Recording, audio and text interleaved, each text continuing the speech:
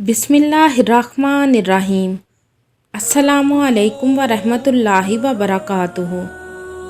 आज मैं आपको याजूज माजूज के बारे में बताऊंगी कि याजूज माजूज कौन थे, किस नबी की औलाद में से हैं और ये कब अल्लाह के हुक्म से दुनिया पर गलबा पाएंगे। तो याजूज माजूज के बारे में जानने से पहले आपसे गुजारिश है कि आप मेरे चैनल हमना वॉइस को ज़रूर सब्सक्राइब करें और साथ दिए गए बेल आइकॉन को भी लाजमी क्लिक करें ताकि फ्यूचर में आने वाली मज़ीद ऐसी वीडियोस की अपडेट्स आपको मिलती रहें। याजूज माजूज की कौम हज़रत नूह अलैहिस्सलाम के तीसरे बेटे याफिस की औलाद में से हैं और ये इंसानी नस्ल के दो बड़े ऐसे वहशी कबीले थे जो लोगों पर बहुत जुल्म और ज़्यादतियाँ करते थे और उनके घर तबाह कर देते थे। याजूज माजूज दिखते कैसे हैं? इनके चेहरे चौड़े और आंखें छोटी छोटी हैं। ये लोग गारों में रहते हैं और बहार के मौसम में अपनी गारों से निकलकर जो जानवर या कीड़े इनको मिलते हैं ये उनको खा जाते हैं और खुश्क चीज़ों को अपनी गारों में अपने आने वाले कल के लिए संभाल कर रखते हैं। इनमें मेल भी हैं और फीमेल भी, यानी याजूज माजूज की कौम में मर्द और औरतें दोनों शामिल हैं। जिस तरह इंसानों की आबादी बढ़ती है इसी तरह याजूज माजूज की भी नस्ल बढ़ती है और ये इंसानी नस्ल के मुकाबले में बहुत ज़्यादा है। याजूज माजूज की कौम की आबादी 90% है जबकि इंसानी आबादी दुनिया में 10% है। कुरान मजीद की आयत और तौरात के मुतालिक और तारीख़ी शुबाहत से पता चलता है कि ये लोग एशिया के शुमाल मशरिक़ में ज़िंदगी बसर करते हैं और ये लोग एशिया के जनूबी और मगरबी लोगों के साथ वहशियाना सलूक करते हैं। कई 100 साल पहले अल्लाह के वली जिसका नाम सिकंदर और लक़ब ज़ुल्करनैन था, आप हज़रत सैयदना हिज़र अलैहिस्सलाम के खालाजाद भाई थे।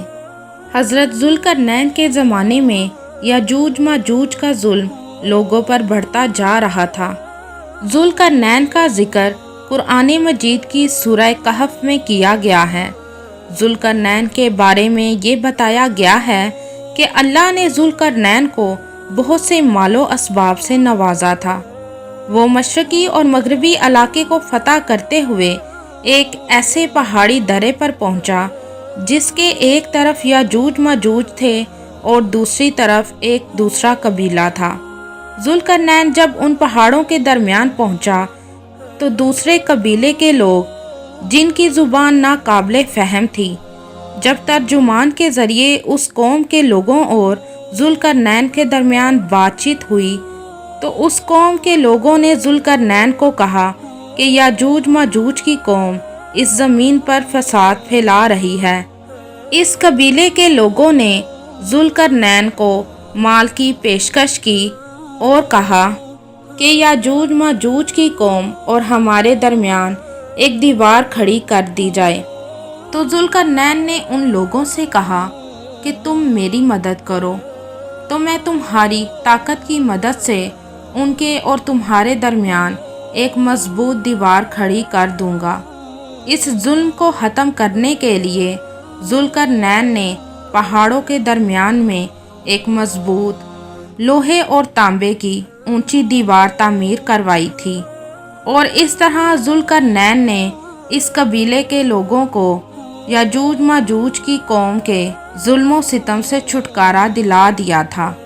और ये दीवार कोई मामूली दीवार नहीं बल्कि लोहे और तांबे को पिघलाकर ये दीवार बनाई गई थी जिससे याजूज माजूज का फितना दब गया था।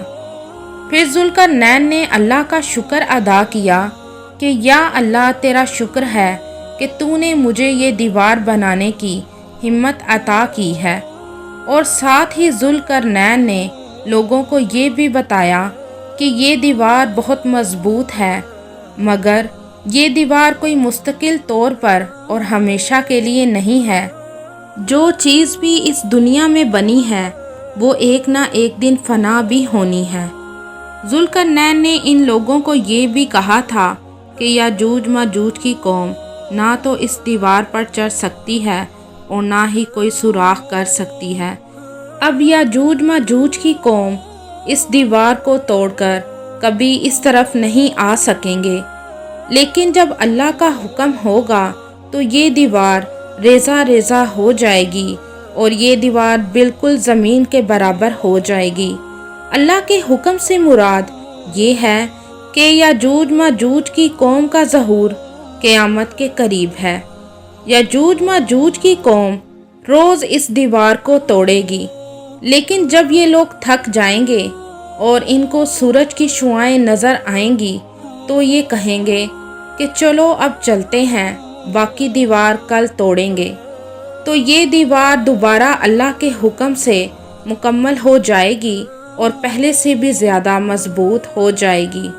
لیکن جب اللہ کی طرف سے حکم ہوگا تو انہی یاجوج ماجوج کی قوم میں سے ایک آدمی بولے گا انشاءاللہ باقی ہم کل توڑیں گے، تو اگلے دن یہ لوگ اس دیوار کو مکمل ختم کرنے میں کامیاب ہو جائیں گے اور زمین پر فساد برپا کریں گے، یہاں تک کہ یہ لوگوں کو بھی کھانے سے گریز نہ کریں گے۔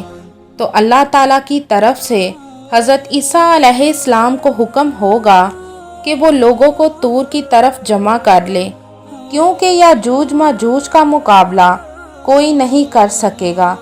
پھر لوگوں کے کہنے پر حضرت عیسیٰ یاجوج ماجوج کے لوگوں کے لیے بد دعا فرمائیں گے، جس سے یاجوج ماجوج کی گردنوں میں اللہ تعالیٰ ایک ایسا کیڑا پیدا کر دے گا اور یہ کیڑا ان کے جسم پر ایسا گندے خون کا زخم بنا دے گا جس کے پھٹنے سے سب لوگ مر جائیں گے اور زمین پر پاؤں رکھنے کی جگہ بھی نہ ہوگی، کیونکہ زمین ان کی لاشوں سے بھری پڑی ہوگی اور ان کی لاشوں سے گندی بدبو آنے لگے گی۔ پھر حضرت عیسیٰ ابن مریم دعا کریں گے تو پھر اللہ تعالیٰ ان کی گردن کے برابر پرندے بھیجیں گے جو ان کی لاشوں کو اٹھا کر نہ جانے کہاں کہاں پھینک دیں گے۔ پھر ایک بارش ہوگی جس سے ساری زمین صاف ہو جائے گی اور ہر طرف خوشحالی، امن اور سکون ہوگا، اور یاجوج ماجوج کا ظہور حضرت عیسیٰ کے نزول کے بعد ان کی موجودگی میں ہوگا۔